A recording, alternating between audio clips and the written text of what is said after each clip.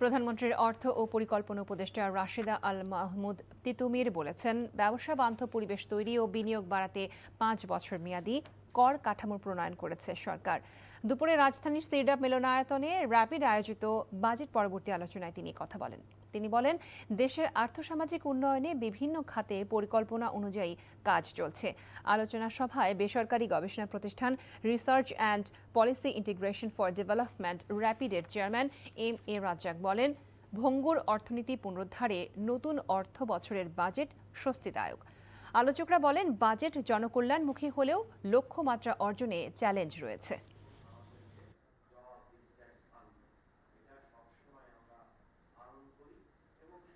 লাল ফিতার দৌরাত্ম্য অর্থাৎ হচ্ছে যে বিভিন্ন স্থানে যেতে হয় এবং যাওয়ার মাধ্যমে এইখানে অনেক ধরনের ঘুষের বাণিজ্য হয় এবং সেই সমস্ত দিক লক্ষ্য করে এবারের বাজেটে আমরা বিনিয়ন্ত্রণকরণ বা সহজ করে কিভাবে ব্যবসা করা যায় বা ব্যবসা করার ক্ষেত্রে খরচ কিভাবে কমানো যায় সেই বিষয়ে সুনির্দিষ্ট কৌশল এবং পদ্ধতি উল্লেখ করা হয়েছে।